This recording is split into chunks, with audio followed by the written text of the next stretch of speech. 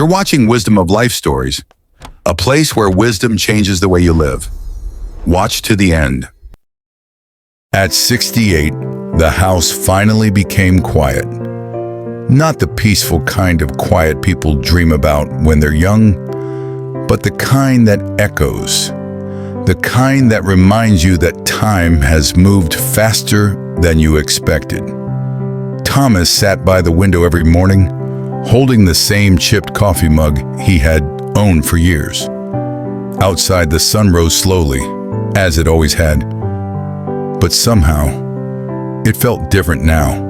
No deadlines, no meetings, no urgent phone calls, just time.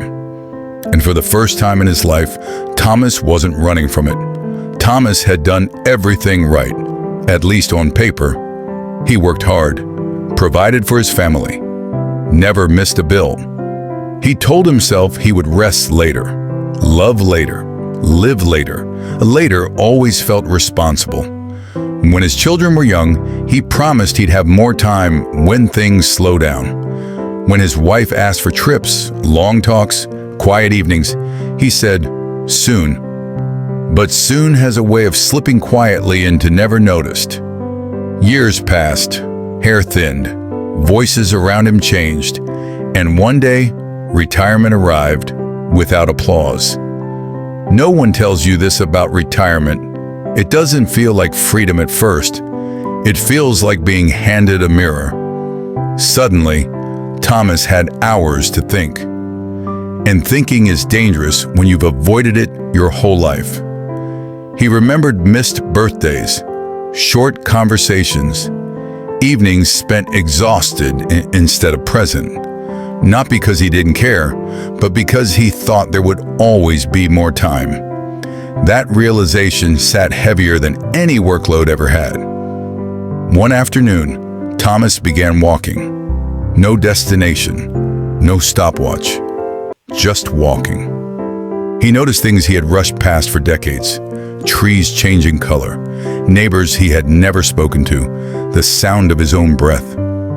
And something softened inside him. He realized this truth. Life was never asking him to run faster. It was asking him to notice. Peace, he discovered, doesn't arrive loudly. It waits patiently until you finally slow down enough to meet it. Thomas began calling people. Not to explain, not to fix the past, just to say, I was thinking about you. Some conversations were short. Some were emotional. Some never happened. And he learned another quiet truth. You don't need perfect words to heal old distances. You just need sincerity. What mattered most wasn't success, or money, or recognition. It was presence, the kind you can still give, even late in life. At 68, Thomas finally understood you don't have to chase meaning. It shows up when you stop running. If you're listening to this and you're younger, slow down. If you're older, it's not too late. There is still time for peace, still time for connection, still time to live gently. Because the goal was never to be busy. The goal was to be alive. The sun still rises. The coffee still warms the hands. And now, Thomas sits by the window, not counting time, but appreciating it. Thank you for joining us today. We would love to hear from you. Leave a comment below and share one thing you learned today and how you plan to use it or adjust your life. Your thoughts are important to us, so don't hesitate to share them. Reading your comments gives us great and high motivation and encouragement.